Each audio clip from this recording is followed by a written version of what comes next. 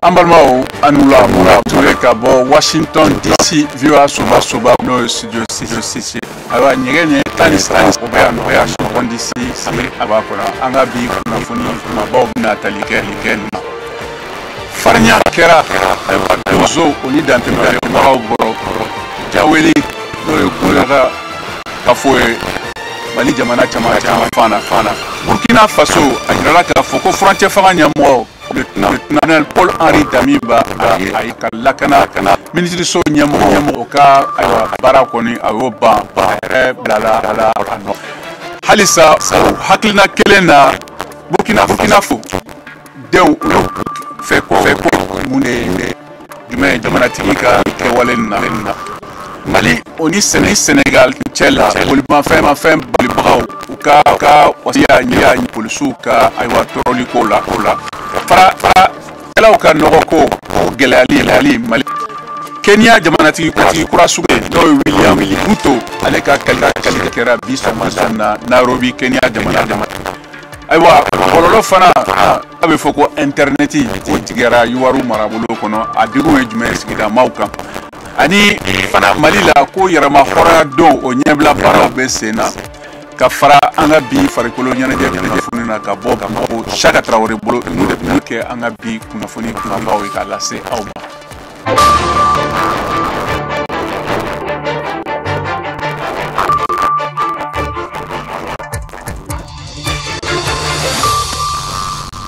aywa kunafuni ba yira ka fɔ ko dozo oni aywa jatige wale bagaw olu kɔni karala ɲɔgɔn na fana kɛlɛw la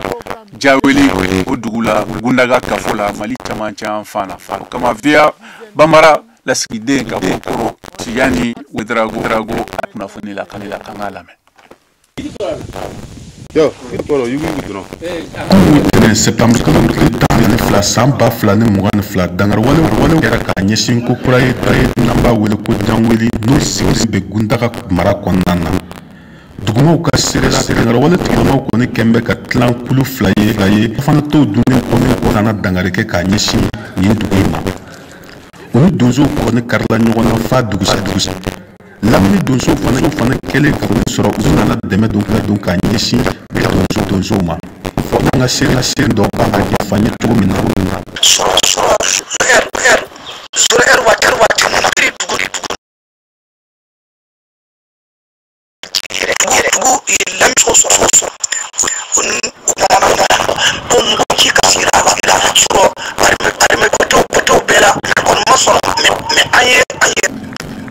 tiɲɛ la donso fila fana k'a fɔ ko dangar wale tigɛ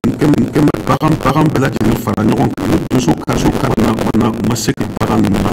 hali sisan lakana bana foni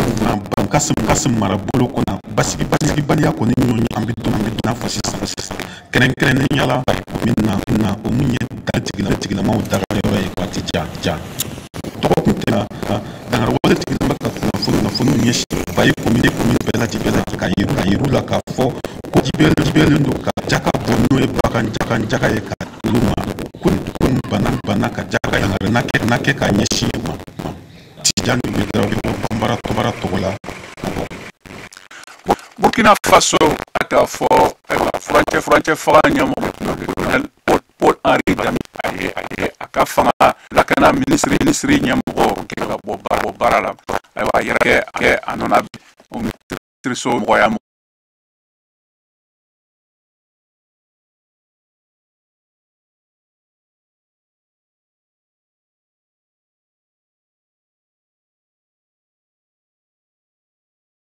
Henri Sandaouda ale dankari sa ministre lantubilan kana ko kuru lasel do kono min karara ni sobara ayera lieutenant Paul-Henri Sandaouda ale bna ke faso ka ministre min lakana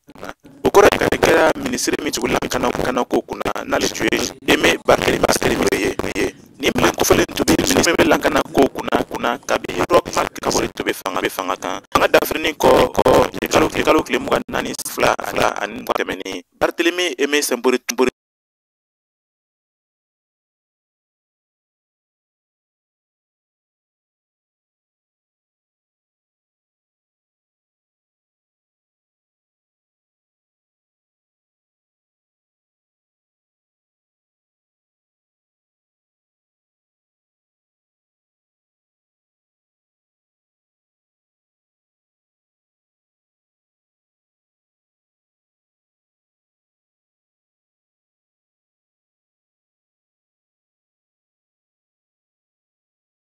yona jarimaw sera ka daga sigi dɔ la sɔrɔ duguba kɔnɔ ni ye san sɔrɔ ale kama a bɛ fɔra ko finitigiw bɛ fanga ye ne kɔni fin tɛ bali na ko ye kuntigi yɛrɛ ye minisiri bɛ lankana kunna y'a ta ale bɛna se ka baara ɲɛnama kɛ ka tɛmɛ minisiri min tun bɛ ale nɔ na wa ɲɛmɔgɔya min don baara caman kɛ ka k'a kɔnɔ.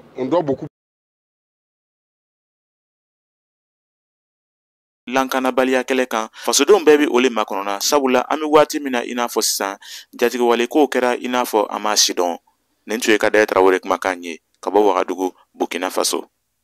Ayiwa halisa an bɛ to Burkina Faso jamana la ni fasodenw olu ka fɛko ye jumɛn ye ka ɲɛsin jamanatigi ka wale kan n'a ka minisiri falen fanga na o kama VOA Bambara lasigiden ka bɔ Bobo Julaso n'o Alidu Wedrago ale y'a ka kuma bara ntɛngu ayiwa sigidadenw na k'u hakilina sɔrɔ an ka jɛ k'u lamɛn.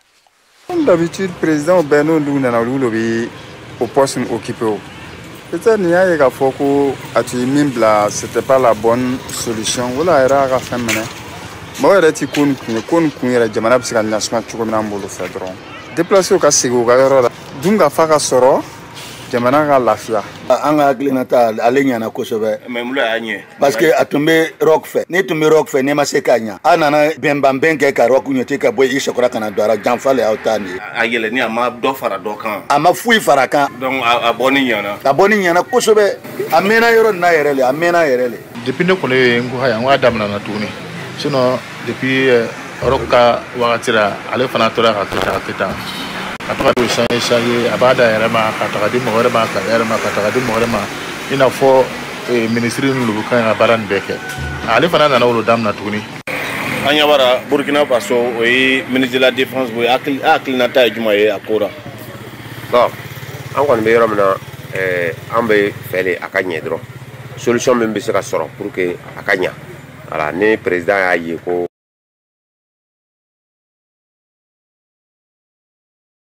c'est bien et puis que ça soit du direct il y a le ministre de la défense là k'a fɔ ko karisa ye janfa o taara n'a min tiɲɛna ça veut dire i yɛrɛ le ma baara kɛ ka ɲɛ parce que e yɛrɛ yɛlɛla sécurité le kama bi ko t'a to ka ɲi ka kɛ ministre de la défense yɛrɛ le an ka tiɲɛ yɛrɛ fɔ ɲɔgɔn ye ministre de la défense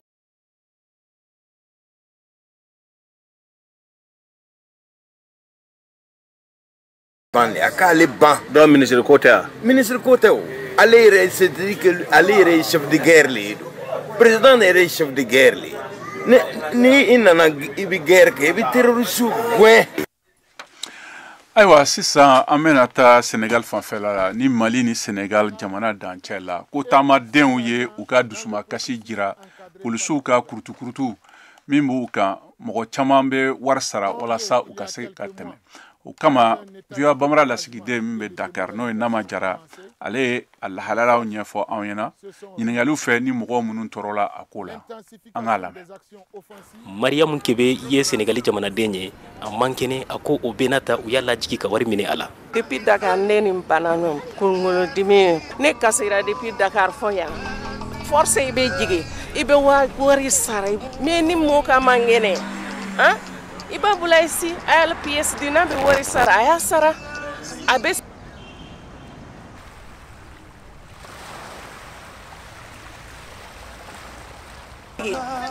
Zumana Ɲakate ye 1000 sara k'i dira polisiso la nka o y'a tɔɔrɔ bari a ka sɛbɛnw dafalen don o la a y'a ɲini Mali marabagaw fɛ o ka dabila ka da kan Mali polisiw de ye nin wari minɛ in daminɛ dancɛ la.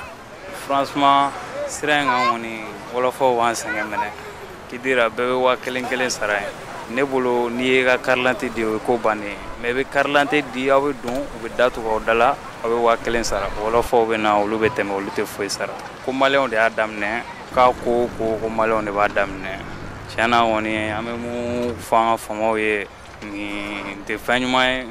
nin ko in ka dabila parce que an ɲɛnina ko la yɛrɛ de. Nin cɛ in ye mobilitigi ye nka a ma sɔn ka tɔgɔ fɔ a fana y'a dusumakasi jira polisiw ka wari minɛ in na Senegal ni Mali dancɛ la taamadenw na. Maliyɛn ka wari sara 40 maliyɛn b'a bolo a den 2 b'a bolo ka wolosɛbɛnw b'a bolo mais den kelen i bɛ tila ka taa wari sara o la a bɛ se ka heure 3 heure 4 heure 5 kɛ poste contrôle kelen na Diboli n'aw bɔra Diboli tuguni kay posu fana wa fiye ko wa kelen Senegal ta posu kelen dron mais ni sera diboli ibe wa kelen wa fla sara e mana bo diboli ni na se kay fana wa fo ko no kute kema woro kema nani mine fo wa kelen tuguni les passagers souffrent franchement dire fa o gela era de be mo kan ko sebe nga Badialo koni ngo polisiw be sekesekeli minke o kafisa tama deuma contrôler la d'abord nyere de la kanani kama donc ni ka papier au bla jour là madala ni be sengen chama sorala ne re voyager likelaye bon papier au kumbene bolo donc ne ma sengen fo yala ñu présenter wenga papier au segi ma o choya kelena donc ne ma problème sorala mali 48 bene bolo donc on est foulembe Sénégal donc on est nécessaire que kase ka papier sorom se ka teme choko mina fa ou tembere ma war sara Namajara Kidira Vewa Bambara.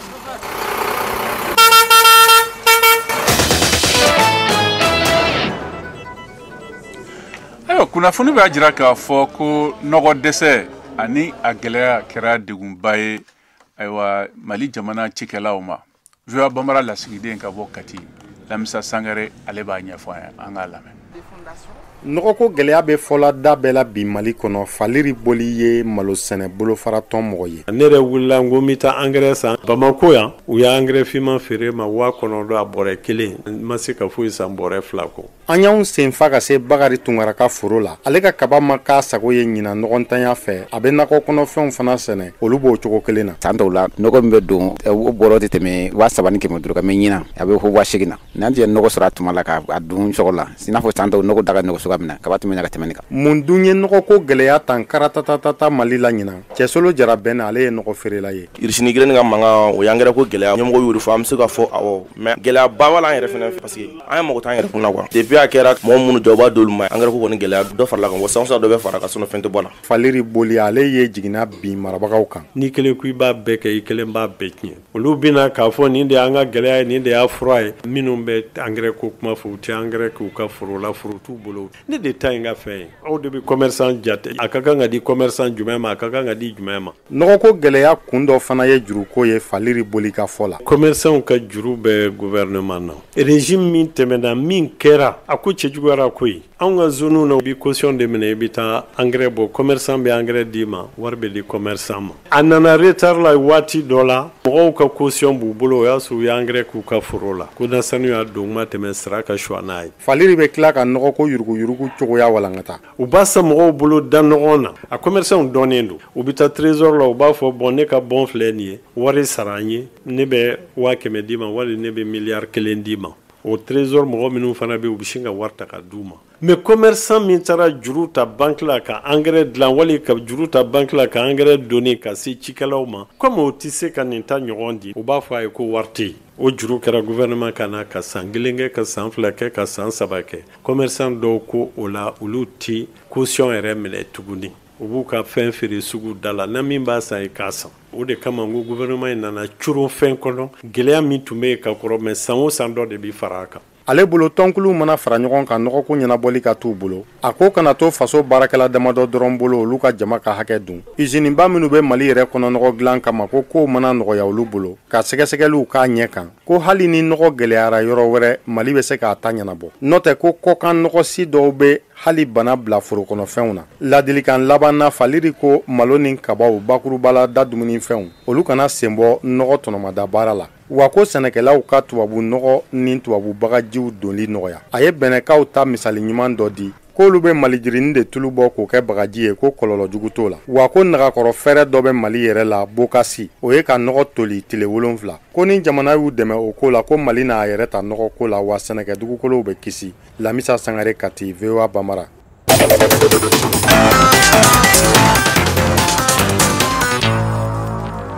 Halisa an bɛ Malikura kunnafoni waraw kan ka bɔ farafinna guna kan ani duniya fan wɛrɛw la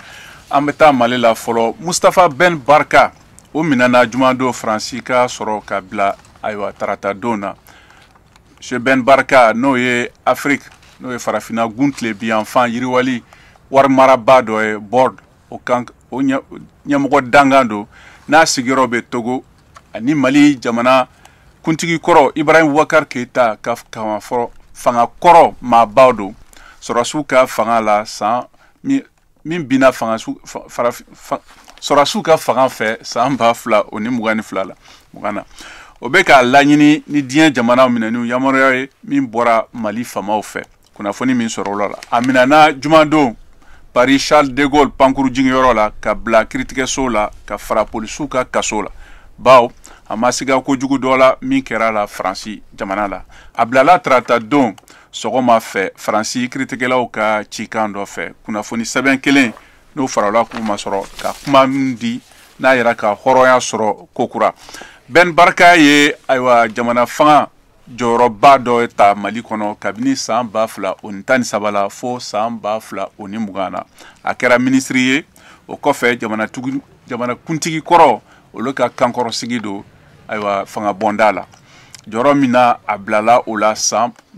2017 la ale ye mɔgɔ caman dɔ ye minnu ye baara kɛ jamanakuntigi kɔrɔ ka fanga kɔrɔ la wa Mali fama ba fɛ ka minnu laminɛ ko a fɔra ko nafolo tiɲɛni kɛra sɔrɔsiw minɛni sen fɛ ani jamanatigi kunde ka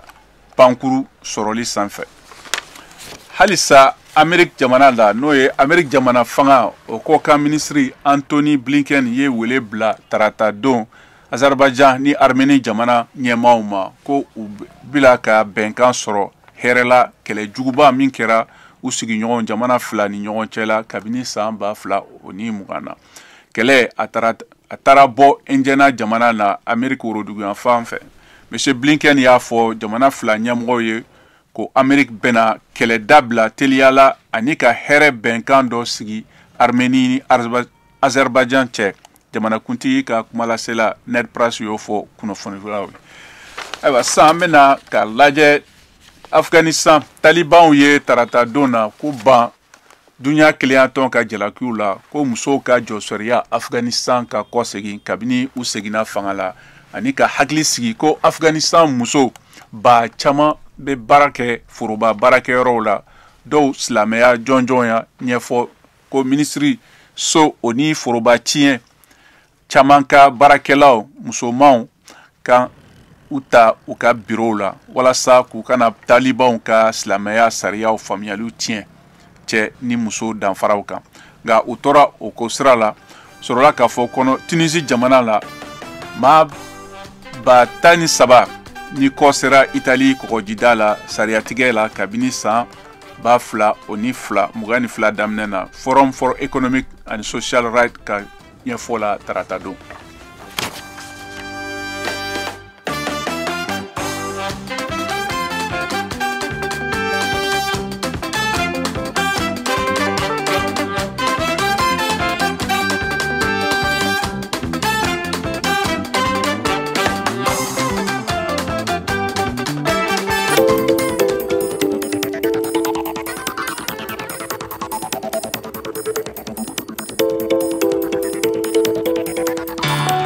Afrique ni VOA Afrique ye buna adamadenw lafiyara kunnafoniko la.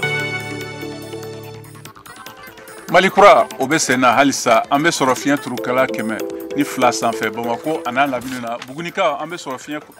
turukala Moptikaw an bɛ sɔrɔ radio Orona la fiɲɛ turukala 93 ani tomi 2 kan Tumutukaw an bɛ sɔrɔ 90 ani tomi 3 kan Gawokaw an bɛ sɔrɔ 106 ani tomi 1 an bɛ sɔrɔ fana bɔlɔlɔsira fɛ n'o ye www.voabambara.com walama an ka fiɲɛ sira fɛ Facebook VOA Bambara page la sisan an bɛ sigi VOA soba kɔnɔ n'o ye studio 6 ye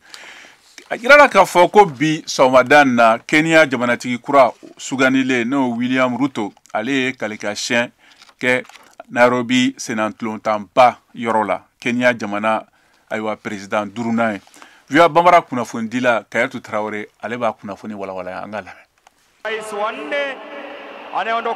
Jamana fa b'a farikolo ɲɛnajɛ kɛnɛba kɔnɔna na ne a bɛ wele ko kasarani ne mɔgɔ 60 ɲɔgɔnna ye jamanakuntigi 20 bɛ minnu jatew cɛla ka seereyaw kɔnɔna na jamanakuntigi kura nin ne a si bɛ san 55 la ye a ka kalikasiɲɛ kɛ k'a bolo kelen dalen to jamana sariya sunba gafe kan ani ka tɔkɔlen dɔ bilalen to Bible kan. Samoei Ruto, special recognition goes to my worthy competitor and friend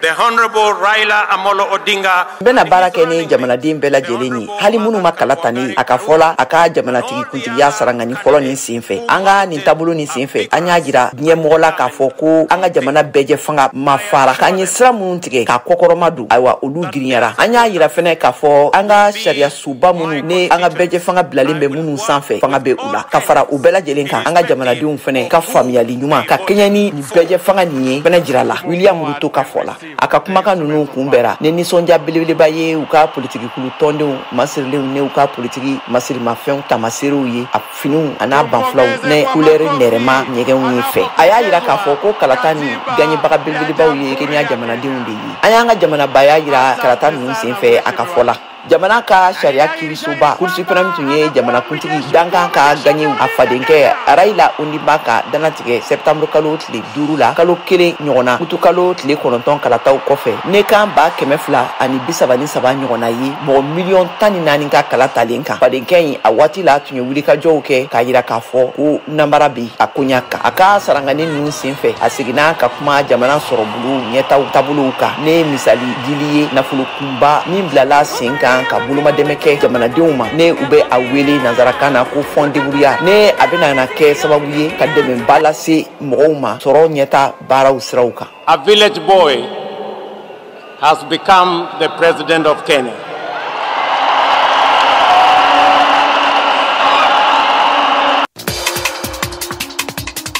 Aw de bɛ kunnafoni mɔlen sɛnsɛnlen di anw ma bamanankan na. VOA Afrique filɛ nin ye 102 fiɲɛ sira kan Bamako Mali la.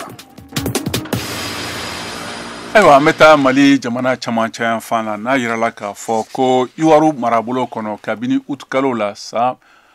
2021 na ayiwa bɔlɔlɔ kɔni o tigɛlen bɛ n'an b'a wele nanzarakaw la ko internet ayiwa i n'a fɔ a fɔra ko fɛn min tɛ fɛn ɲɛnama tɛngune nka baarakɛminɛn don sigida mɔgɔw ka fɔ la o kama VOA Bambara lasigiden ka bɔ Iwaru guru dɔ bɔ kun ale b'a kuma ɲɛfɔ an ɲɛna an k'a lamɛn.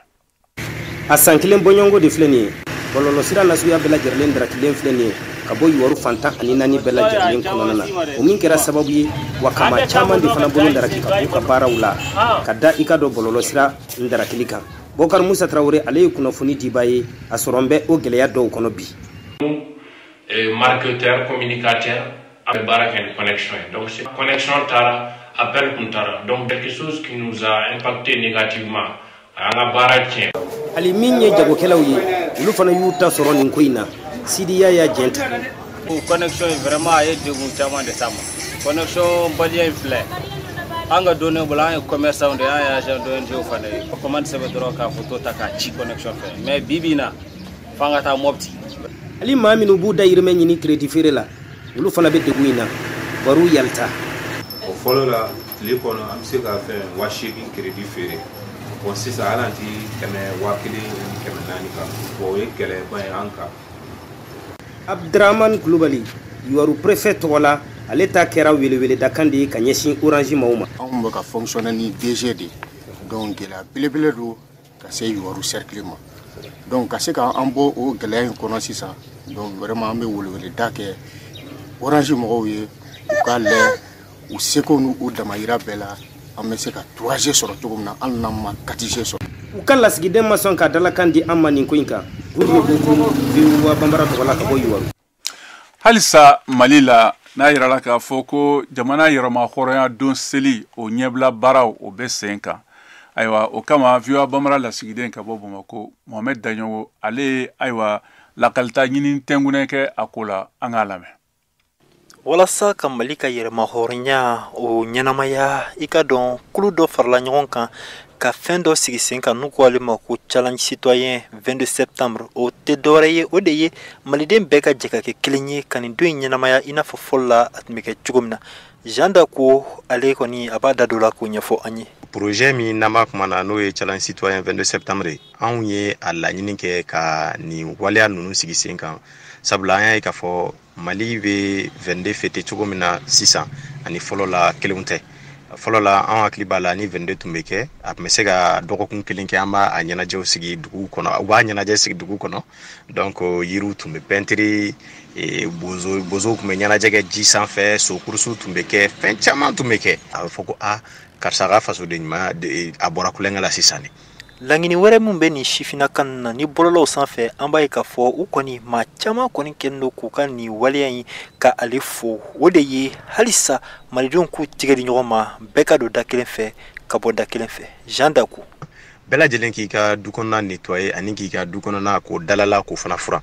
kɔrɔlen o tun bɛ kɛ Bamako fan bɛɛ quartier dɔw b'a kɛ hali bi. Bi caman sɛbɛ Mali jamanakuntigi fɔlɔ kan bɔlɔlɔ siraw sanfɛ an b'a ye k'a fɔ ale yɛrɛ kɔni bɛ ka malidenw wele u ka nin waleya in kɔni u ka a don ba la Dawuda Teketi. An b'a ɲini malidenw bɛɛ fɛ u sigiyɔrɔ mana bɛn yɔrɔ yɔrɔ ma jamana kɔnɔ ani jamana kɔ kan 22 septembre don bɛɛ ka i ka fasoden ɲumanya yira ka drapeau dɔ bila i ka so da la min b'a yira k'a fɔ i ye maliden de ye i hakili bɛ Mali la i hakili bɛ malidenw na wasa bɛɛ ka dɔn k'a fɔ Mali ye jamana min ye danbe jamana don hɔrɔn jamana de don. Donna nataw la ni sifinaka ninnu u bɛna kunnafonidilaw wele ka taa lycée technique la i ka dɔn k'a fɔ so min yɛrɛ kɔnɔ Mali ka yɛrɛma hɔrɔnya o dira a ma ka taa kunnafonidi kɛ u ka nin waleya in kan. Mohamed Danyoko VOA tɔgɔ la ka bɔ Bamako. Ayiwa sisan an ka senantolan tan farafina buna gun kan Chaka Traoré bolo ka bɔ Bamako.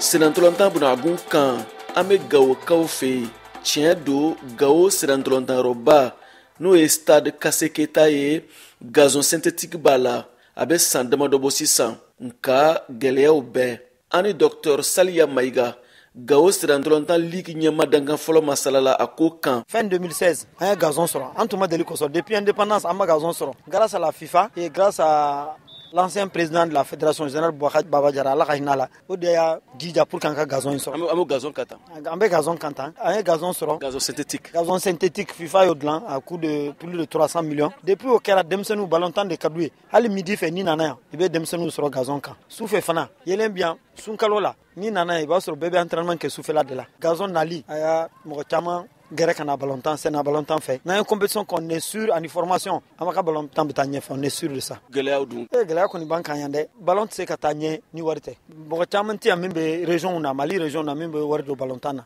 club caman na mɔgɔ kelen de bɛ club ta en charge. O de musaka bɔ c'est difficile n bɛ exemple dɔ di ma ɲinan parce que n y'a fɔ ko n ye vice président ligue la n ye Soni président ye ɲinan championnat deuxième phase la an ye million 2 don an ka prime de joueurs la an ma deli k'o kɛ o ka million don championnat dernière phase dɔrɔn na an ye million 2 don prime de joueurs. O ye wari bɔ yɔrɔ ye. Wari bɛ bɔ an yɛrɛ kun wari bɛ bɔ mɔgɔ kelen mɔgɔ 2 championnat fana fédération bɛ min di o tɛ championnat bɔ parce que ligue u bɛ million 3 de di ligue ma saison kɔnɔ o tɛ championnat bɔ. Se ka monter yɛrɛ tan. Se ka monter o tɛ championnat régional yɛrɛ o tɛ se k'o tan parce que cercle bɛ na an b'u bɛɛ balo yan ɲinan championnat yɛrɛ a taara à peu près poule min tan na ka o yan championnat régional a taara million 6 la halisa an ma se ka juru bɛɛ sara ka ban ballontan ye wari de ye an bɛ k'an jija halisa fédération ka min di ligue ma u ka dɔ fara kan sinon ballontan tɛ se ka taa ɲɛ c'est vrai que équipe ye association de ye privé de don privé kɛnyɛrɛ ye o kɛnyɛrɛ y'o don fédération tɛ se k'a bɛɛ ta mais an yɛrɛ an bɛ k'an débrouiller n bɛ Sonef banderow yɛrɛ siri terrain na o kɔni di Soni Gawo ka taa Bamako a sirako ye baara ye sirako ye baara ye o de la an ma se ka monter sɔrɔ ɲinan sinon fédération tun ye réunion kɛ monter tun dira n ma a labɛnni tun dira n ma mais sirako la o y'a bɔ n bolo ka taa yɔrɔ wɛrɛ alors qu'on est sûr que n'a tun kɛra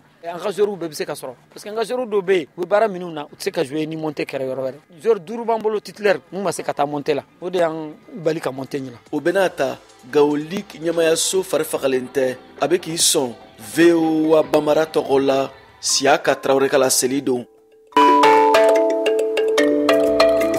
Ayiwa an balimaw ni bɛna dan sigi an ka bi jamukan na jamukan labɛnna aw balimakɛ Cheikh Thioro ani Senimu Keyita fɛ nɛgɛ kɛrɛfɛ juru tun bɛ John Walker bolo ni jamukan lasera ma ne yɛrɛ Mohamed Touré fɛ aw ni ce aw ka tulomajɔ la aw k'an bɛn don wɛrɛ la.